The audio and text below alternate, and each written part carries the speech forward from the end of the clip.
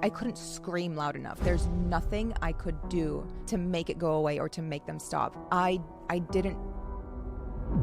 Are you okay talking about this? Can we take a break? Mia Khalifa. Mia Khalifa. Mia Khalifa. Mia Khalifa. I'm Sarah. I'm Sarah fucking Joe. Sarah Joe. The former adult film star. Now business owner and social media activist. With over 50 million followers. Where should this story start? I lived through a lot of conflict in Lebanon, and then I moved to America, and I was bullied for being Middle Eastern. It was around the time of 9/11. That was pretty difficult. Made a lot of choices that I can't take back. Your husband, when you're 18 years old, is encouraging you towards the adult entertainment industry. What did they stand to gain from that? Fetishization. I fucked up because I signed a contract that says in perpetuity on it. Do you know how dangerous and predatory that is? When was your anxiety at its highest? The company going after me publicly. The major production companies prey on vulnerable young women. Didn't shower, didn't brush my teeth, didn't eat, didn't leave my bed. It's following me for the rest of my life. But I am not the sum of the things I've been through or the adversities I've faced. For people that are really struggling, how did you get out of that phase?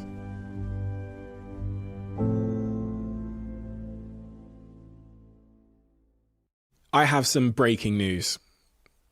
And no, this is an emergency. I've spent the last 2 years writing a book. And I've written 33 laws for business, marketing, and life that are derived from all of these conversations I've had here. I traveled the world to write this book. I interviewed some of the most incredible people. I did 6 months of extensive research on scientific studies and principles to corroborate everything that I wrote into these 33 laws. And ladies and gentlemen, that book called The Diary of a CEO, The 33 Laws for Business, Marketing, and Life, is now available for pre-order. And there are only 5,000 signed copies, and it's first come, first serve. The link is in the bio right now. So if you want that book, honestly, it's the best book I've ever written. It's the book I always should have written. It's the book I also wish someone had written for me when I was starting out in my career. I'm really proud of it. I'm really, really proud of it. Really, really proud of it.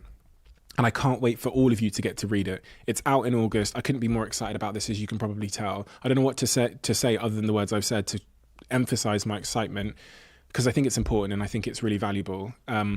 Link in the description.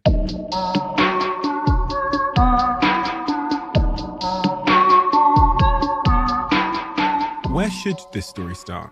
Where does your story start? What is the most sort of pertinent moment that you recall from your memory that has shaped the woman that is sat in front of me today? It honestly feels like the last year or two. That's where my life started and where I should start, because the woman that's in front of you right now has been a work in progress and is still a work in progress. And I feel like I've been my most authentic and purest form of myself in the past year or two. Like, the closer to today we get, the more secure I feel in who I am and who that person is. But obviously there was a lot of other things that happened to get me to this point. But to answer that question, like a year or two. Let's start at the end then, which is today. Yeah. Why? Why the closer we are to today, the more authentic you feel to yourself? Why? I'm going after the things I actually want, and I'm growing into my confidence, and the self-assurance that I've gained from doing the things I love and accomplishing my goals has formed who I am. And it feels really good, and it feels very validating. And it's just,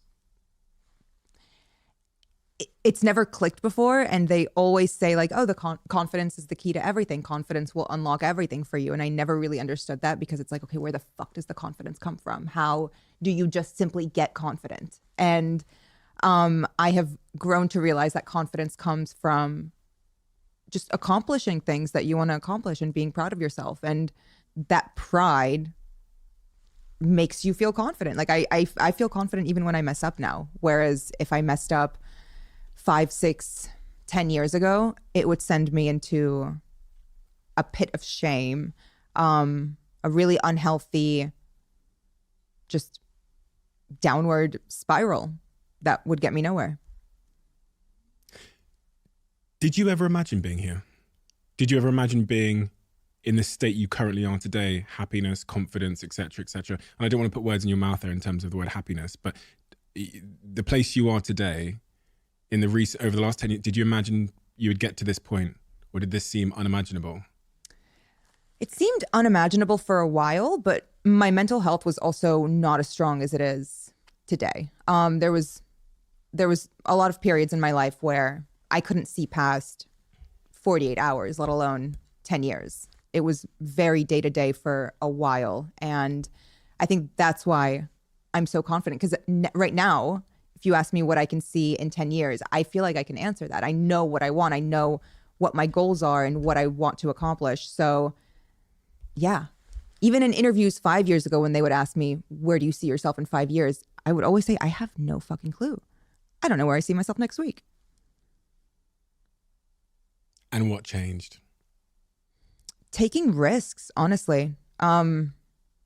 Just taking a few risks here and there and seeing them play out for the better, and learning from my mistakes and learning what I want, and saying no to a lot of things to get to what I want, like job opportunities and things that didn't really align with what I thought I wanted in a year or two or 5 years or even 10 years, as like my confidence started to grow and I started to actually see life plans for myself.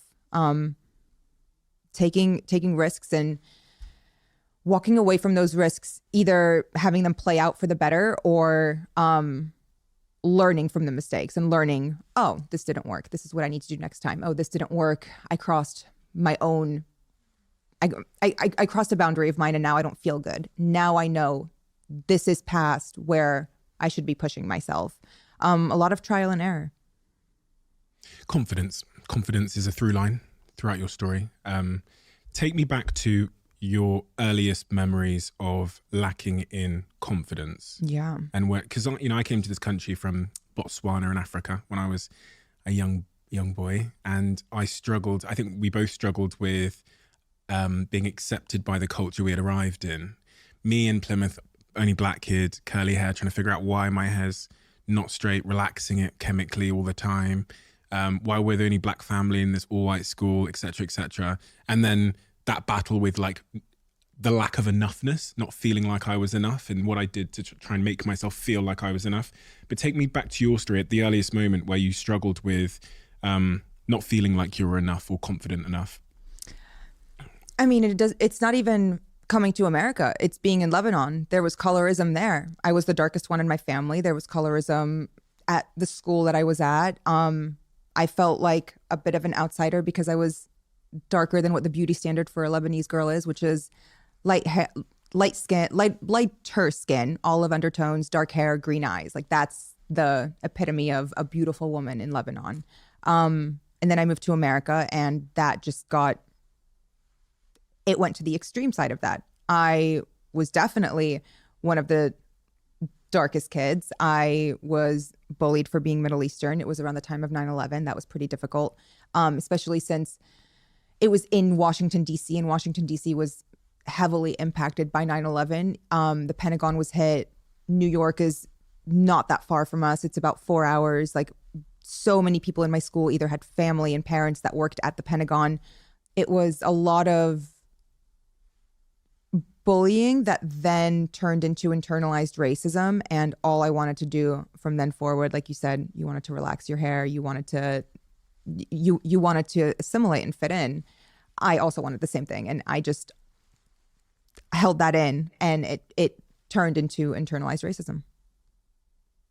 How did that go? Because I often reflect, and I think it's taken me time to look back in hindsight and realize what I was feeling, versus in the moment you're kind of just in a state of like defense. It's like, how do I get through today? How do I get these people to like me? Versus, and I look back and think, no man, you had so much shame. Like you were carrying around shame and insecurity. How did that go at that time? So how old are you at this point? 7, 10, 11? 8, 9. 8, 9, okay.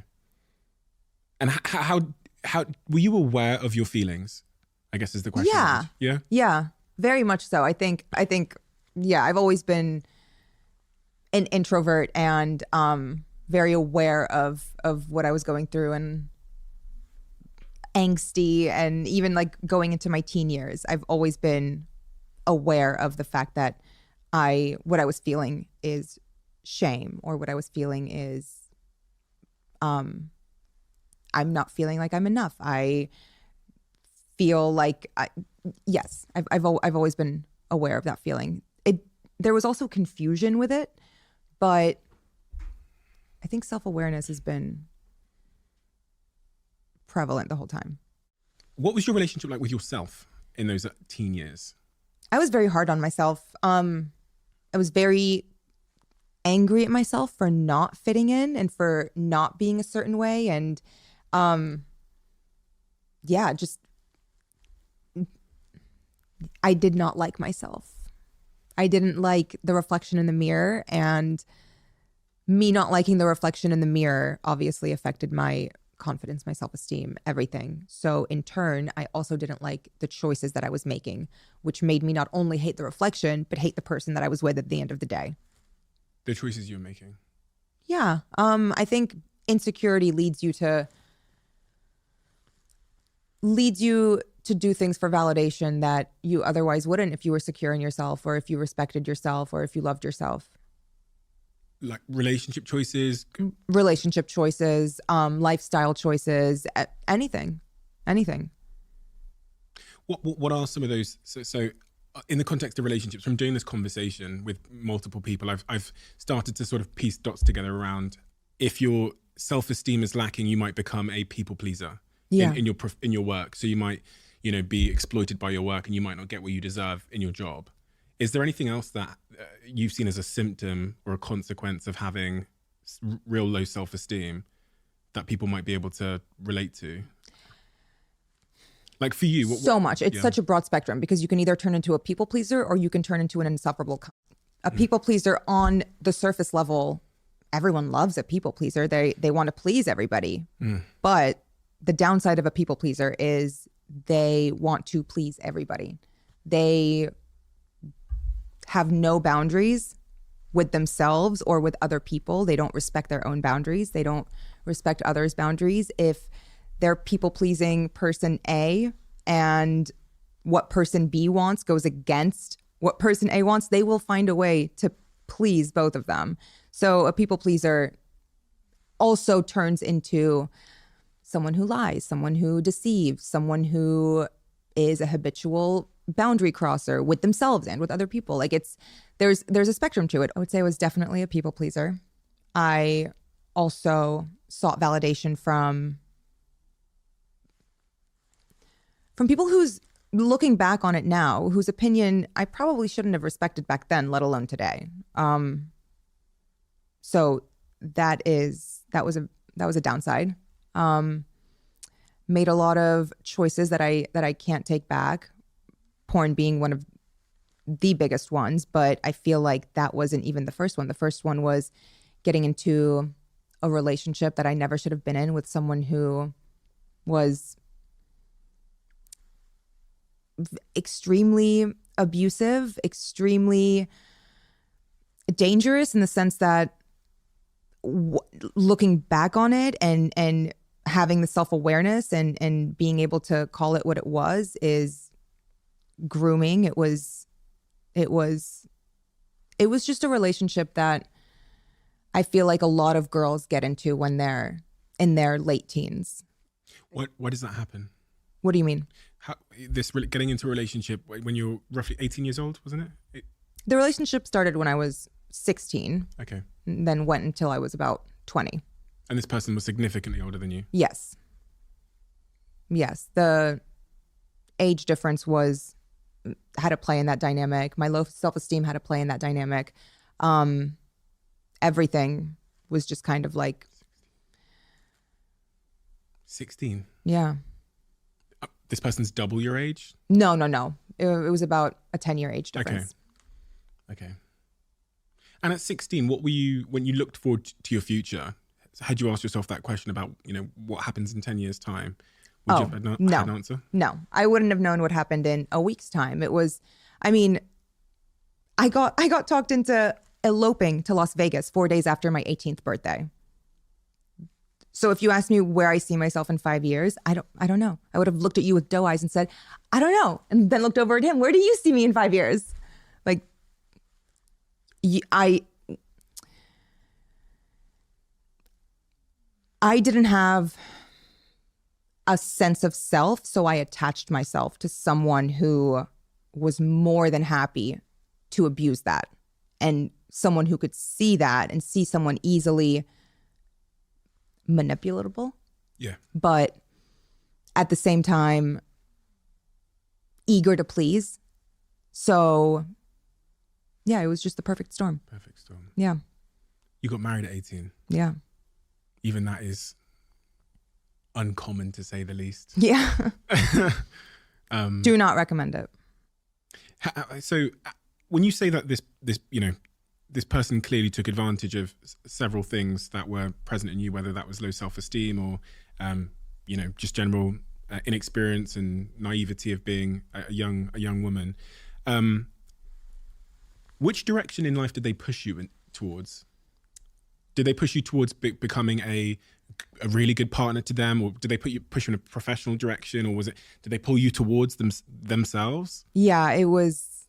There was no encouragement. There was no pushing towards anything. It was an extremely unhealthy relationship, and I even feel weird calling it a relationship because the dynamic was not one of a relationship. It was more one of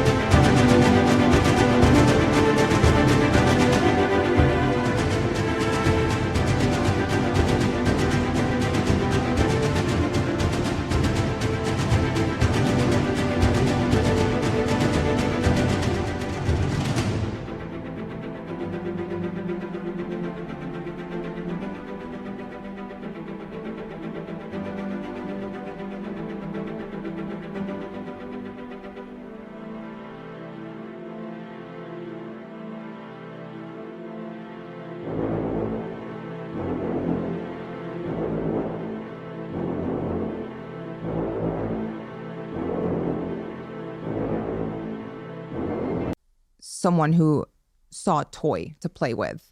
They were the industry they were in is probably not the one that you're thinking of. They were in the army.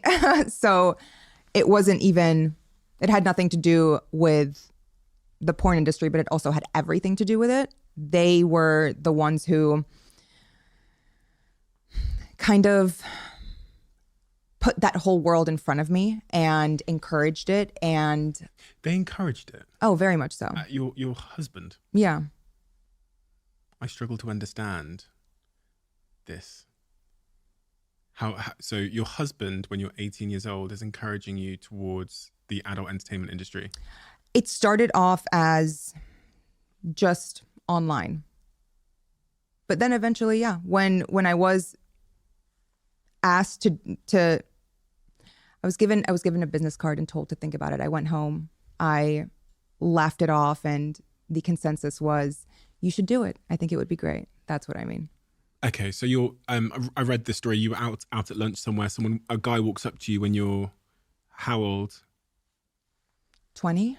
And gives you a business card and says, if you ever want to consider getting into the adult entertainment industry, here's my number. You take that home. I was wondering this when I read about that part of your story. What happened post that business card? Because I was thinking, well, she was married, so I've got a partner. My girlfriend comes home and says a man's come up to me in the street and given me a card and made me an offer like that. I'm going to be honest, my natural disposition would be to fucking burn the card. Yeah. Well, they were also unhealthy, had mental health issues that I don't know if they've ever addressed, but it's a sickness, and they were not the right. But the whole point of this is when your relationship with yourself isn't right, you are not going to find the right person. You're not going to choose the right person. You're not going to choose someone who wants the best for you or will bring the best out of you, because you don't want that for yourself. What were they getting out of it? You doing that, you accepting the invitation from that business card? What did they stand to gain from that? Fetishization. Really? That was it? Yeah. So there wasn't a commercial element or anything like No. that for them? Do you forgive that person? No, I forgive myself. Yeah. Yeah. Do you think there's a need to forgive people in life?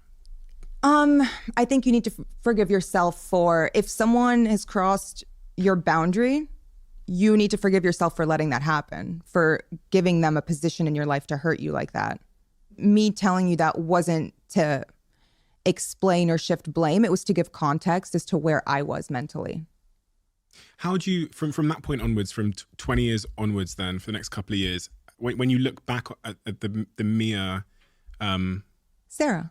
Sarah? Yeah. Would you prefer to be called Sarah? Yeah. But it's not, I don't take offense to, I did a while ago, but I don't take offense to it, or I don't feel like my name's actually Sarah. It's either or. You prefer to be called Sarah? I do. Yeah? Yeah. Okay. So that's Sarah, through that period of your life, characterized by low self-esteem, people around her capitalizing on that in various different ways, you, in your own words, not knowing better at that time in your life. At that point in your life, 20, 21, 22, you go and study, right? So you study at university, again, with the aim of pursuing some kind of academic or professional pursuit. And what was that? History. History. Yeah. Didn't really see, even then I didn't see like a future doing anything. I just thought I really enjoy studying history. Felt like watching a movie. Like I'm enamored with, like it's my favorite subject. It felt like the easiest thing. The second easiest thing is like psychology.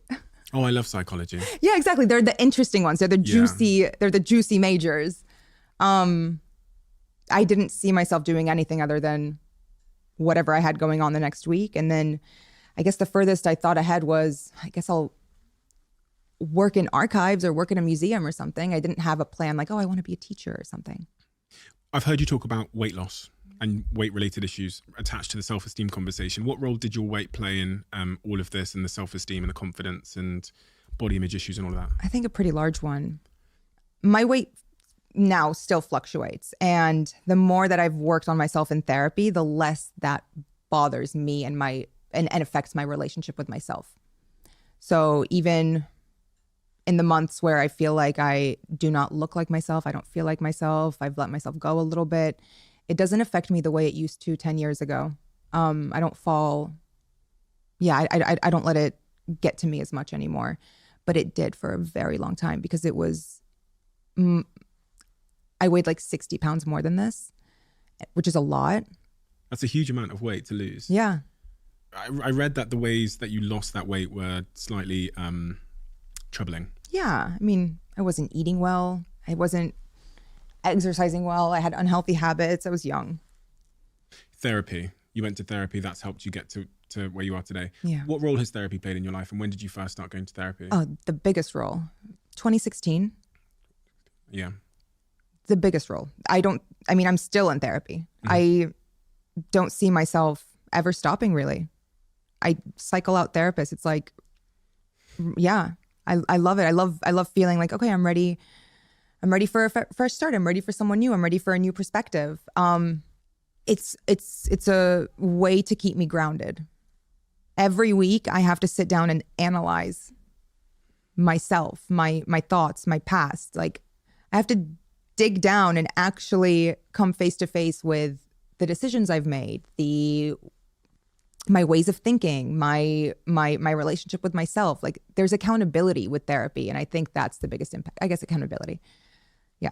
When you've dug down and sought to understand yourself, what are some of the key takeaways you've taken from therapy? So when I think about that question, if I was to be on the receiving end of it, one of the first things that comes to mind is actually my ongoing evolution of understanding why I was so avoidant in relationships, like always running away from any woman. Even if I pursued her and then she turned and said, okay, let's be boyfriend and girlfriend, I would just bounce. And I had this sort of like toxic model of like what love was from my parents, but then also all the shame and insecurities. Like, I think I'm ambitious. No, I'm being dragged by this need to be enough, right? So those are kind of the two top line ideas that I took away from my experience with sort of introspection. Are there any like big picture ideas that you've taken away from therapy that were epiphany moments, connected dots? That's a loaded question because I'm so grateful for all of the information I've learned about myself, like the dots I've been able to connect, like how being triggered by something a friend of mine says is actually related to the way that I felt ostracized on the playground when no one wanted to play with me. And like one little thing, even though they didn't mean it that way or even had any malicious intent behind it, has then taken me back to that 12-year-old girl who just feels so alone and doesn't know what she did wrong and just wants to people please. And I think the best part of therapy is within a split. Yeah, have you seen That's So Raven? No. It's this show with Raven Simone on the Disney Channel when we were growing up, and she has these visions. She's a psychic, and she just like stares off into space, and then she zooms out, and then she zooms back in, and no time has gone. But she saw maybe a 30-minute vision play out. But she comes back, and it's been like a split second, and that's what therapy feels like. It takes me back, and I analyze that moment, and I understand that moment is not this moment. And my friend cares about me, and she's not actually trying to make me feel like no one wants to play with me on the playground just because she said, you can come if you want, and not, I want you to come. You know what I mean? Mm-hmm. I think that's the magic behind therapy. It gives you time traveling superpowers. Has it changed your perception of the period of your life where you entered the adult entertainment industry? Has it changed your perception? How you yeah, absolutely. I spent so much time wondering, why did I do this? This is not me. I was in it for such a short amount of time, and the entire time I was doing it, I was also asking myself every day, why am I doing this? What is wrong with me? What is wrong with me? That's like the number one question. And I know what was wrong with me. I had low self-esteem. I had no boundaries with myself. I didn't respect myself. I didn't like myself. So many things were wrong with me. And all of these things anyone can work on. It's hard. It is hard though. It's hard. Once you become self-aware, there's no going back. I think I cried more in the first 2 years of being in therapy than I ever did going through anything I did in my life. In my adolescence, in my early teens, and anything. This is why a lot of people don't go to therapy. It's hard. That self-awareness is like, I mean,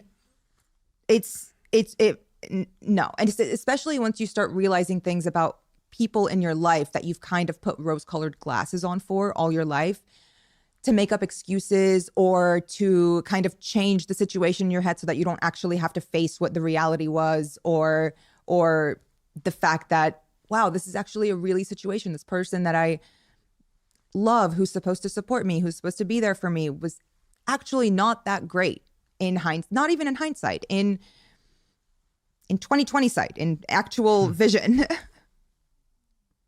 And the shedding that takes place when you become shedding. That's a great word. Isn't it? Yeah, really that's accurate, great. That's exactly like how it feels. Slowly letting these little pieces go. What's interesting is when I read about your life post the adult entertainment industry, which was only a couple of months anyway, all in all, you sounded incredibly isolated. So when I think about the word shedding, I think of all these people that you're letting go. But in that period, you sounded like you were alone. I remember the story of you going to Austin and meeting your friend on Twitter, all those kinds of things. Take me to that period then. So you make the decision that career is not for you. What happens the next day, week, month, post that? Fucking loneliness. I was living in an efficiency. An efficiency is not even a studio. It's where this rug cuts off to that wall. That is wider than what it was, but definitely the length. My toilet, my bathroom sink was also my kitchen sink. There was no stove. There was a broken window that I had tape over, and there was only one window. It's a room. I think they're popular in South Florida, or like, I don't think you have them here because I don't think they're legal to like sell as living spaces. Very lonely, extremely lonely. But at that point in my life, loneliness was better than what I was doing before. And that, I think, was the start of the tiniest bit of confidence. That gave me the confidence to take the risk of moving to Austin and starting a new life. And I was so lonely. I was so broke. I was so lost. I was so confused. But all I was completely 100% sure of was I don't want to do porn. I've never wanted to do porn. I'm never going to go back to that. And standing firm on my ground in my morals, in my boundaries, in just everything, that was like the tiniest glimmer of confidence starting to grow. Standing firm in my boundaries, even if I didn't know that was a boundary. I couldn't pinpoint it. I couldn't call it that. I didn't know what it was. I didn't have the verbiage or the knowledge or the self-awareness to call it what it was. But that was how it started. I would not, if I hadn't moved to Austin, I wouldn't have started therapy. I wouldn't have, that was the domino effect of, in a positive way in my life. It could have gone a completely other way, and it does for so many people. And I'm so grateful that I was able to get out. That first domino falling, which took you to Austin in that new direction, was there a catalyst? Was there something that pushed that domino? Because I noticed that in the sort of timeline of events, you then at the same time separate from your partner around a similar time, and then you leave the adult entertainment industry.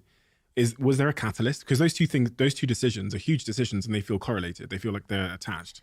I had nothing to lose, and I think that I also knew I need to get the fuck out of Miami. I was in Miami at the time, and it was where everything happened, and I just did not want to be there anymore. It felt daunting. It felt like walls closing in on me everywhere I went. Was there like a catalyst day though? Something that happens that makes you go, "Fuck, I need to," or was it just slowly? Yeah, it was. I mean, it was the day I met my best friend on Twitter. I didn't meet her that day on Twitter. Her and I had been following each other for a while. She posts memes. I like them. Vice versa. Her and I were talking about something. Oh, she said, "I'm looking for a roommate. I'm asking around the office for a roommate." And I said, "What if I move to Austin? I don't want to live in Miami anymore." And then I started looking up, how do you move states? Like, what does it take? What does it require? What paperwork do I need for my dogs? Like all of that stuff. And then within a month, I was packed up and moved. And was there a catalyst for you deciding to leave the adult entertainment industry, even though you were there for a couple of months? Was there anything? I think it was how overwhelming everything became so fast. Okay. Like that was the reality check. It was like when they turn the lights on at the club at 4 a.m, like, whoa, okay. The floors are sticky and nothing looks the same. This is not what I signed up for. It's not what I expected. I fucked up. That's not a typical experience for an actress in that industry. No, not at all. That is a very atypical experience because you went from obscurity to number one in an industry in weeks. Yeah. So you got hit by a fucking truck. Yeah. Okay, that makes sense. Okay. You become a paralegal? Yeah, for a very short period of time. Like 6 months. Tell me all about that. Nothing really much to say. It was for an insurance defense firm. It was pretty boring, and it was very much like corporate. The insurance company that they represented was Geico. So it was like a very boring thing, and it was just paper pushing. It was really weird to work there, especially since that was my first job where I did it. I did the application, and I went into it thinking, this is the shift. This is me putting Mia Khalifa behind me, and this is me like trying to be a real human. Did not work. Everyone in the office recognized me. It was a very uncomfortable work environment, not because anyone was overtly inappropriate. It was just simply being in an office, knowing anyone who walked through did a double take and is like, are you? So that was uncomfortable. And then after that, I worked at a construction company, just doing bookkeeping and office work. And same thing, I would have to go on a job site, and the owner of the company just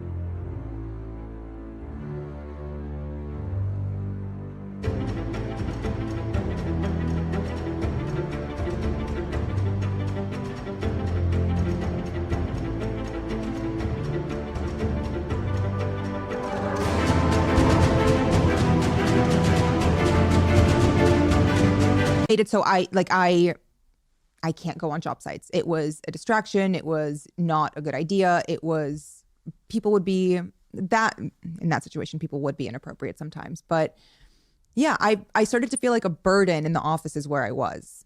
And I hated that feeling. And I was actually sitting at that construction job in the office when I was talking to Rachel in the DMs, like, I'm going to move to Austin. Let's do it. Anxiety.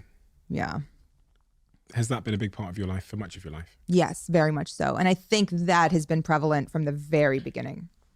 The very beginning, as in since you were a kid or a teenager? Or... Yeah, probably even in utero. I mean, my parents grew up in the Civil War in Lebanon. And I lived through a lot of conflict in Lebanon, whether it be civil or the surrounding countries or whatever. But we left for a reason, and it's because it was dangerous. So I think I've always had that. Like, I jump when I hear a noise. I jump when someone who's been in the room for 4 hours with me speaks, even though they haven't because they haven't spoken in 10 minutes. Like, I get scared. Like, I'm a jumpy person, probably because of that. When was your anxiety at its highest? 2019, 2020. Okay. So that's post Austin. Oh, yeah. It was when, it was after. post everything, but it was in the midst of the porn company going after me publicly and re-releasing things and digging up footage that was corrupted in 2012, in 2013, whenever it was shot, and releasing it like it was new, and that coming back into the news cycle, and them just being extremely abusive and exerting and proving that they still have control over me because I signed a contract that says in perpetuity on it. Your life had started to move. Oh yeah, I was married again. You were married again, 2019. Where are you living at this point in time? I was living in LA. LA. Yeah, I was living in LA. I was doing my own thing. I was starting to figure out what it was I wanted to do and where I want. Like things were really good that year. It was the year I had that little cameo in that incredible show Rami.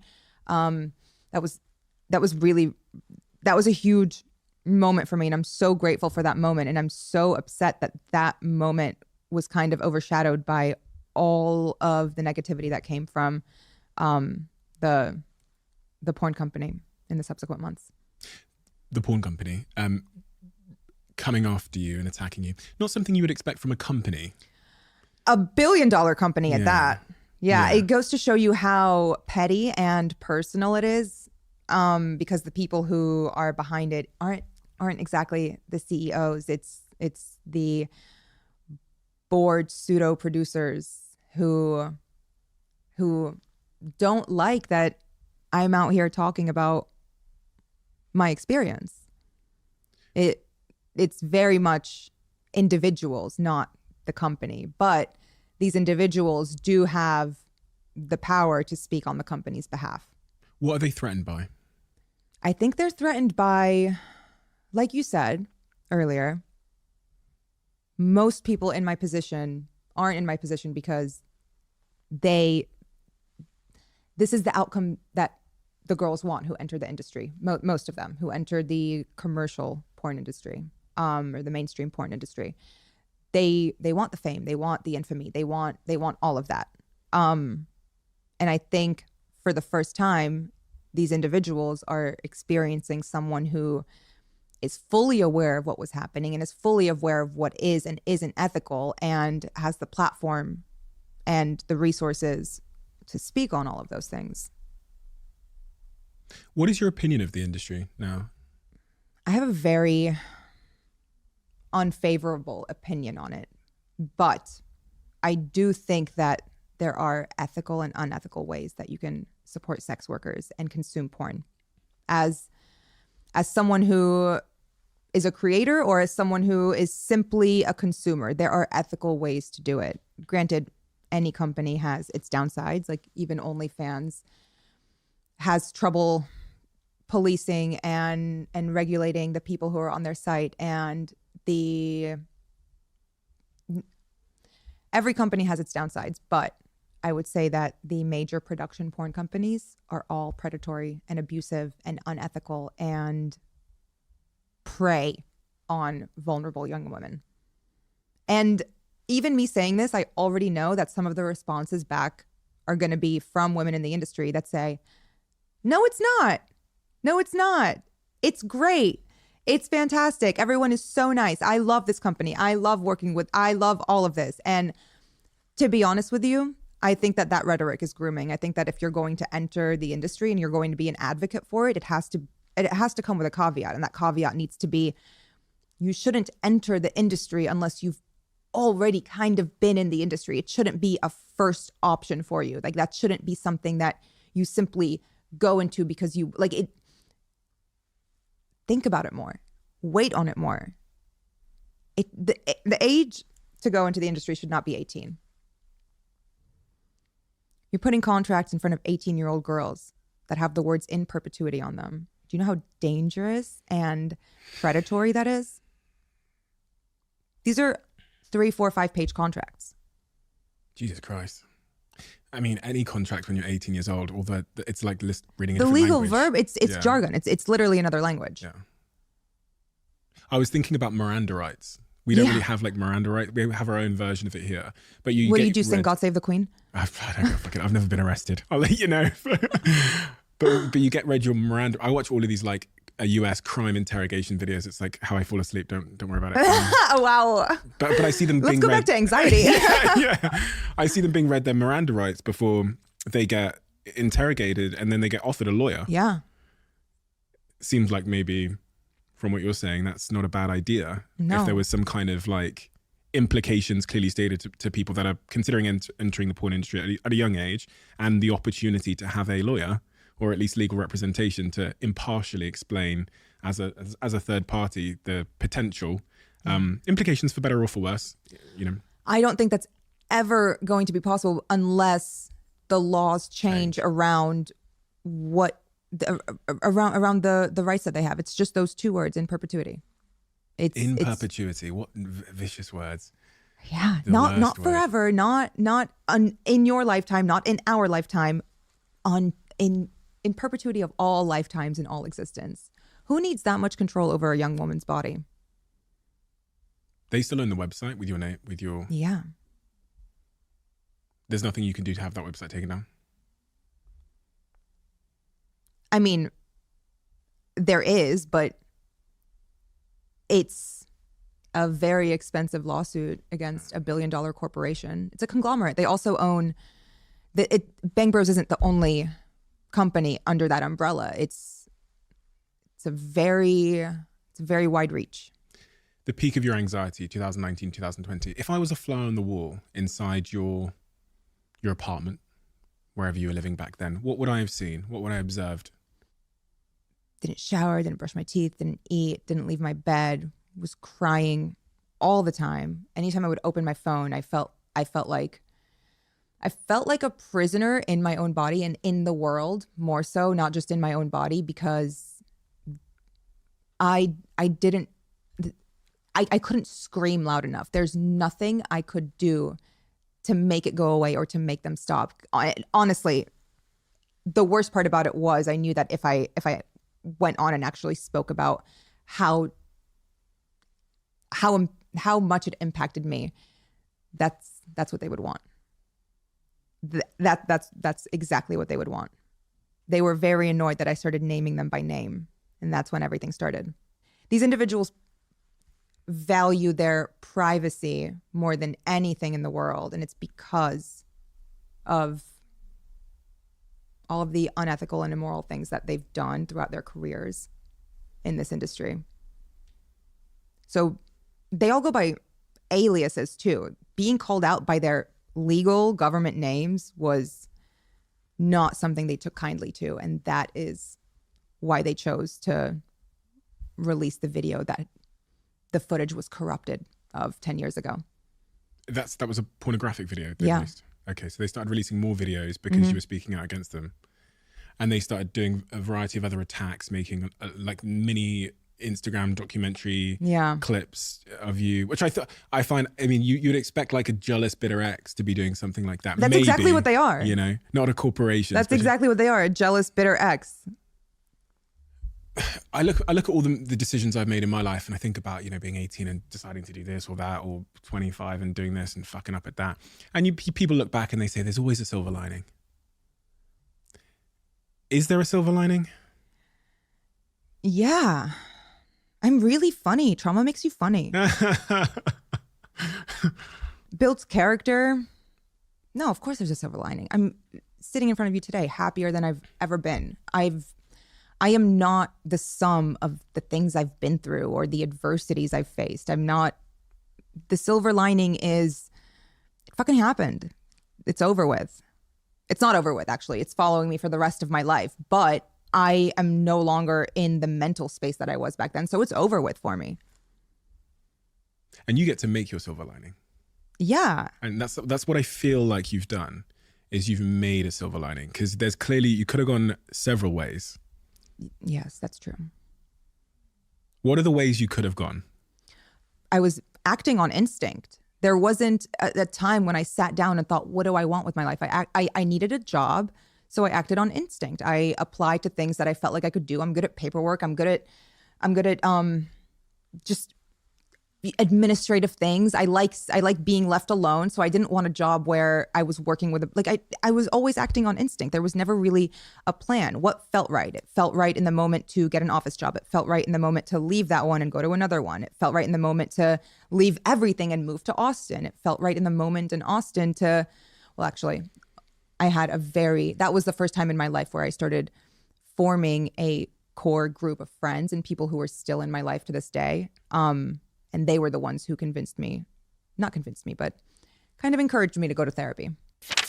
You'll know if you've listened to the last few episodes of this podcast, we're now sponsored by the incredible Whoop. And if you're anything like me and juggling a fair few things every day, Whoop could be a real game changer in your life. When I was a young entrepreneur, I liked to, talk a little bit too much about how many hours that I worked, how many emails I'd sent, and all of those kinds of things. But I didn't have a second thought on how all of that work and that workaholism was impacting my stress levels, my productivity, my sleep, my overall health, which is why I think the new stress monitoring feature on my Whoop is so important. Whoop is this small device on my wrist that I wear during the podcast. It's a wearable health and fitness coach and helps you to sleep better, to train harder, live healthier, and now manage your stress. One of the ways that it does this is with scientifically backed breathing exercises developed with leading neuroscientist Dr. Andrew Huberman. If you're someone who's struggling to manage and overcome stress, I'd highly recommend you check out Whoop. It's been a genuine game changer for me. Go to join.whoop.com/CEO to get a free month's Whoop membership on me and let me know how you get on.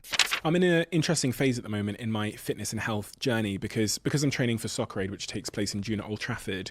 I've been training a lot differently, but regardless of how I train, regardless of whether I'm doing strength training or cardiovascular training, which is predominantly what I'm doing now, I need this, which is Huel's nutritionally complete protein product. The crazy thing about this, which I almost find hard to achieve, is that it's 20 grams of protein. You get 26 vitamins and minerals, and it's only roughly about 100 calories, 105 calories. And it tastes like a dream. The salted caramel one is my favorite. I've got the second favorite option of mine in front of me, which is vanilla fudge. Both of them taste amazing. A little bit of ice in it. It tastes like a fantastic, healthy milkshake. Give it a try. If you haven't already, this is actually, next to RTD, this is my favorite product from Huel. It's the product that I use the most from Huel. Try it. Love it. #1 protein powder. Depression, another word. Different to anxiety in many respects. Yeah. People often characterize it with like thoughts of the past and they think of anxiety as worries of the future. Depression's another word that I read a few times throughout your story.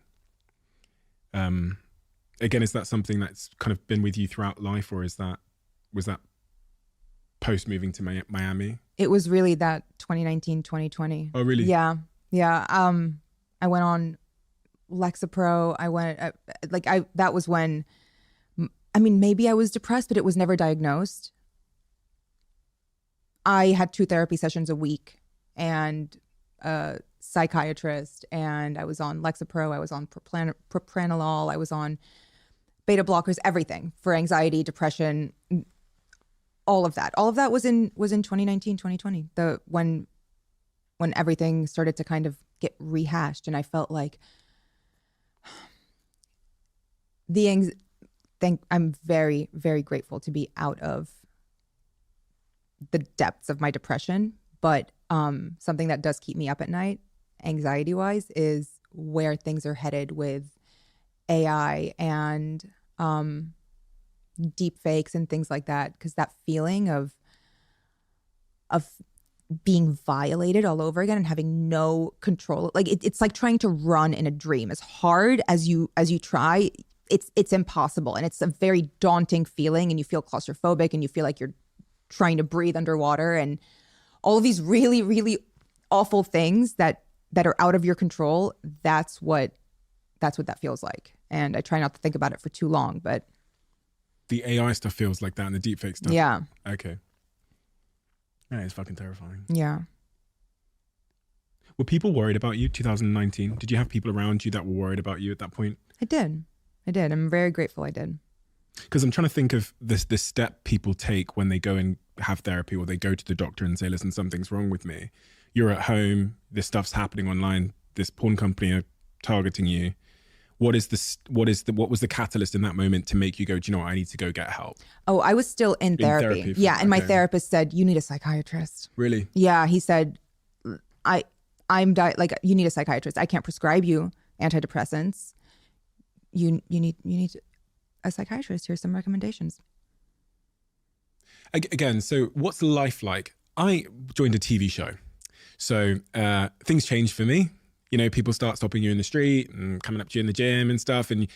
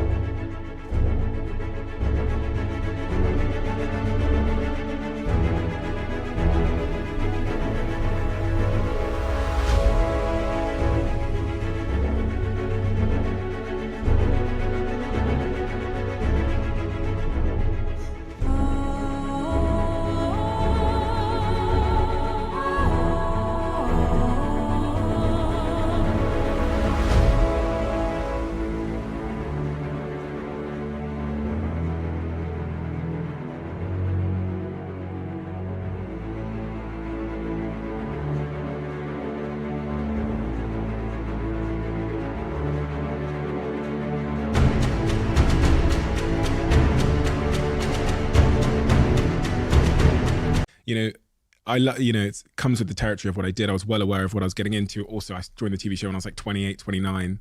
So you kind of like, you're probably a bit more prepared mentally for things, and you understand the world a bit better, and you're not trying to impress people as much as I was when I was younger. But it was still an adjustment, to say the least. What was life like for you, that post-Miami period? You're now moving on with your life. You're trying to, this porn company come for you. What is life like day to day when you go to the coffee shop?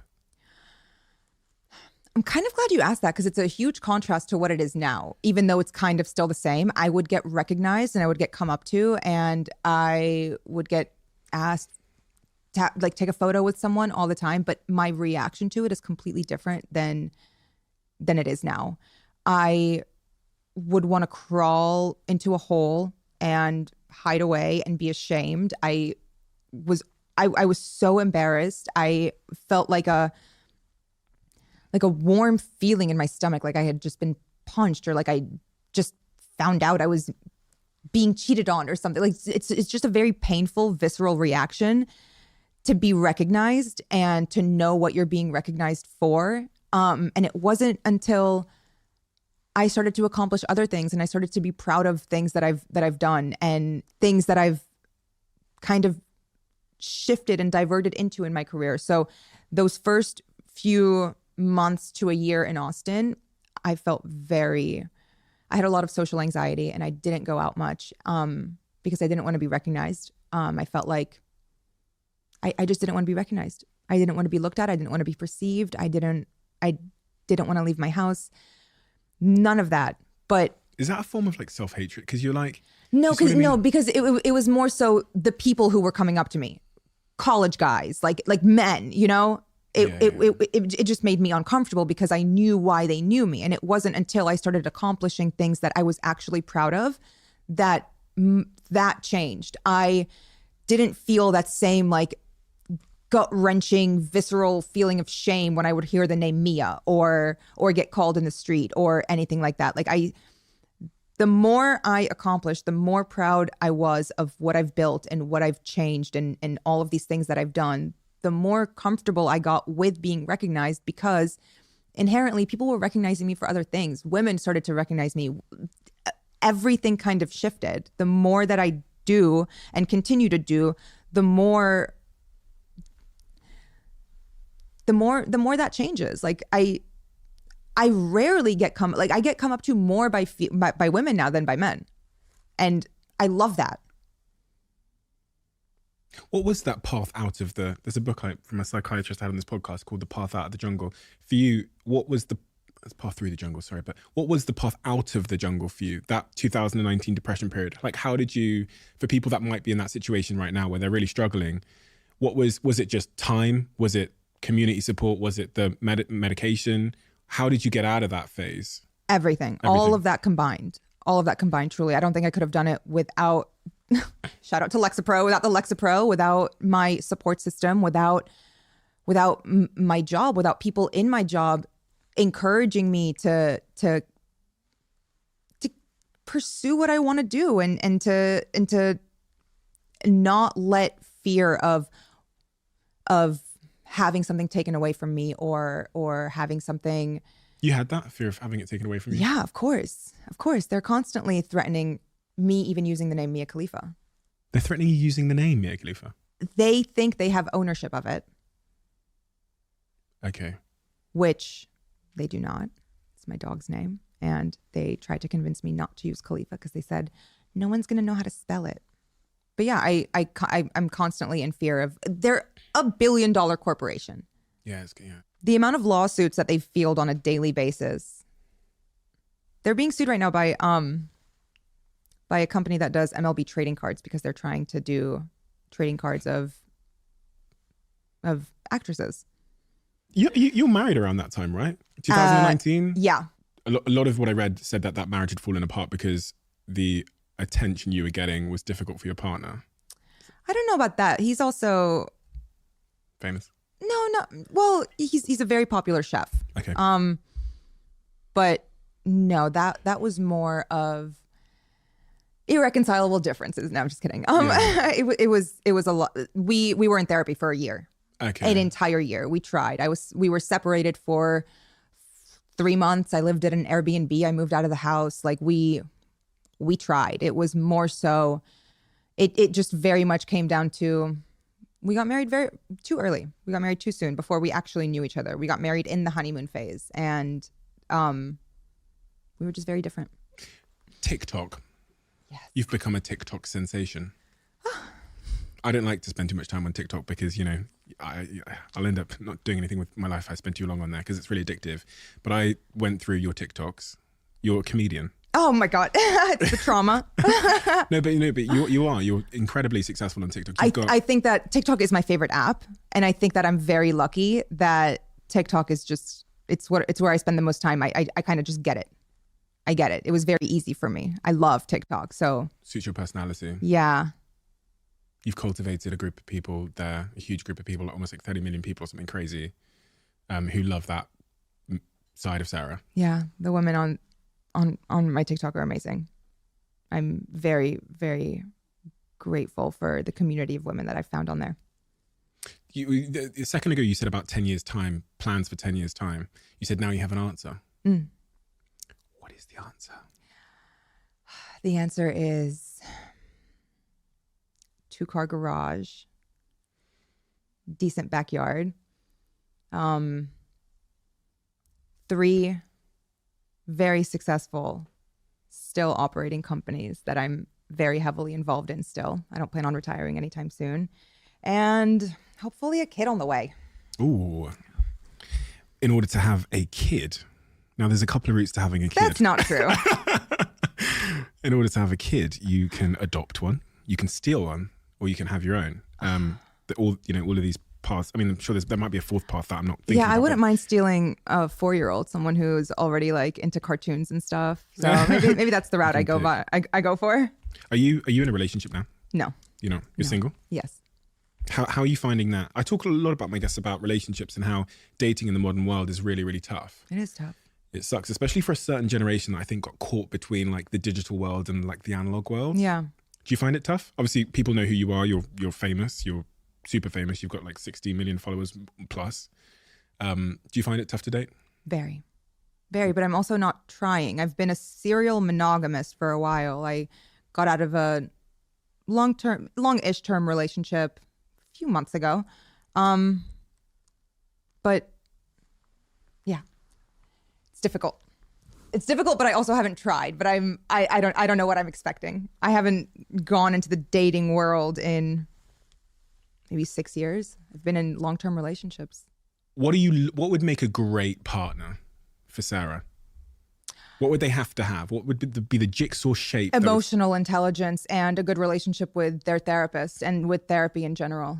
Someone who's constantly working on themselves and is self-aware and understands the ebbs and flows of life and emotions and how it's not always going to be even keel, how it'll oscillate, but oscillate doesn't necessarily mean go from good to toxic. It means go from good to needing a little more support than you normally have. Men are not necessarily the best at emotional intelligence, but I think I'm not ruling out women. Yeah, good. And business.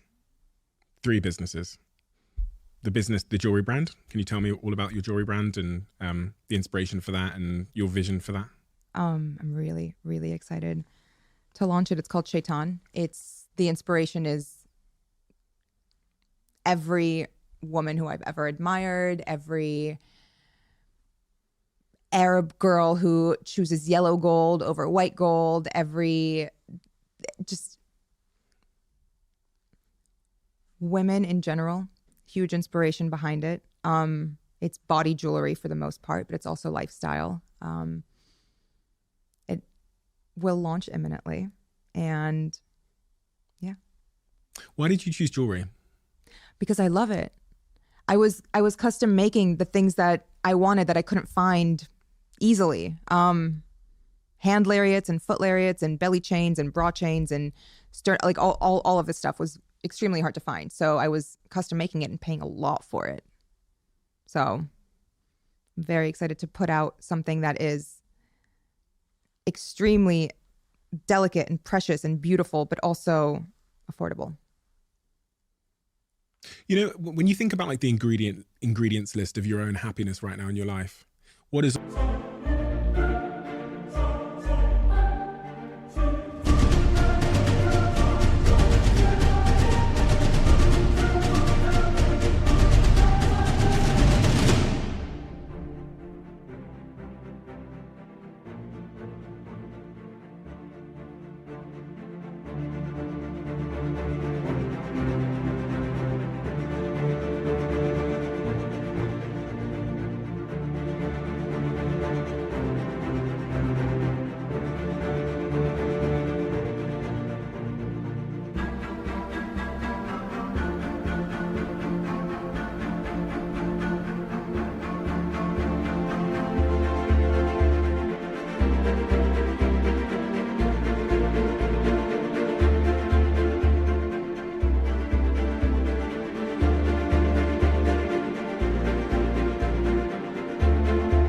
on that list of ingredients? What are the like factors that need to be present for you to feel like stable and full? I would say 70% alone time. Interesting. 20% time surrounded by people who energize and recharge me. And 10% just 10% fuck it. 10% just if something feels right, do it. Follow your instinct. But like I'm kind of scared of my instinct a little too sometimes, even though 10% just listen to your gut. And going back to the start of the conversation, this is because you feel closest to knowing who you are. Yeah. The most secure in the decisions I make on a daily basis. And who are you? I'm Sarah. I'm Sarah fucking Joe. And who's Sarah Joe? Sarah is unapologetic and not fearless, pretty fearful, but I think that's a good thing. Cautious and secure. Okay, so unapologetic. And then the second one was not fearless, pretty fearful. Yeah, but in a good way. Cautious. Cautious, okay. Yeah. The unapologetic part, I get that. I sense that from you. Where did that come from? Rihanna. Rihanna. No, really, that came from Rihanna. Oh, absolutely. Yeah. Yeah. She has a whole album called Unapologetic. And that is what I base my personality off of. Why? What do you mean why? Why did you choose to bake? There's so many different albums Rihanna's made. Oh, that's the one that just that's the one that kind of, that was her shift also. That was her moment of, now I know who I am and I'm unapologetic about it. It might not be the bubblegum pop girl you thought I was or wanted me to be. This is who I am, and this is the person who's not going anywhere. Is that a stark contrast from the Sarah I would have met had I met you at like 18? Like if I like put that 18-year-old Sarah there and I had them both side by side, I'm guessing Sarah 18 wouldn't be unapologetic. No. What can you describe how her vibe would have been sat here today? Shriveled, insecure, Oh, really? Quiet probably, or too loud just because insecurity screams. Not someone, well, actually, no, that is someone who I would want to be around because I feel empathy for her. And I forgive her. And the journey to unapologetic was, from what I've garnered so far, based on the evidence you got from going out and doing things and proving shit to yourself. Yeah. That's so important. I was going to say this at the start of the conversation, this idea of confidence. People don't know how you said it, like, how the fuck do you get confidence? Like, where does it come from? How do I buy one?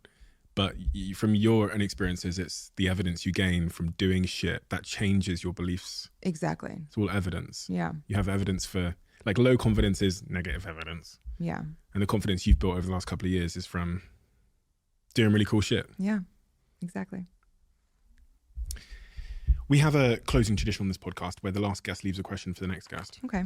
And they leave it written in this diary. Oh. Aristotle said, "Give me the child at 7 and I'll show you the man or woman. Is it true that the first 7 years of your life make you who you are?" I think they have a huge impact, just psychologically. I think those are very formative years. Yeah. 7 years old, you could have whispered some words into Sarah's ear. What would those words have been? You're amazing. You're enough. You're perfect. Thank you so much, Mia. Thank you. Sarah. Yeah, that's okay. Learning about your story and really like the reaction to the mistakes you made when you were younger is incredibly inspiring for me, because we all make decisions, especially in our younger years, that, you know, through naivety or coercion or whatever it might be, we're not necessarily, you know, we wouldn't make those decisions again. And the way you've responded to that and built the life that you're building now off the back of that, and the audience you've built around TikTok and social media, around your personality and your humor, is incredibly hope inspiring. It gives me a lot of hope that regardless of, you know, the steps I make in my life, there will be there's a way through. There's a way through the jungle, and that's what your story represents to me. It's an incredibly inspiring one, and you're you're an inspiration for that very reason. Thank you. Thank you. I appreciate that. As you might know, this podcast is now sponsored by the incredible Airbnb. And Airbnb have saved me many, many times whenever I'm working away or on business trips or on holidays. But have you ever thought about whether your home could be an Airbnb when you're away on business or on holiday, or even just a part of your home? Let me explain. Maybe your roommate is moving out and you're thinking about what to do with the extra space. Or maybe you have a spare bedroom that you've never used. You could Airbnb it and make some extra cash for bills or to pay for anything in your life, holidays, or just for some extra money. I've Airbnb'd my place previously, and honestly, the process couldn't have been easier. It's something I'd highly recommend you all to check out. Your extra room, that extra space you have in your house, you might be surprised how much it's worth. I was surprised how much it was worth. And you can find out how much it's worth by going to airbnb.co.uk/host. That's airbnb.co.uk/host. Check it out.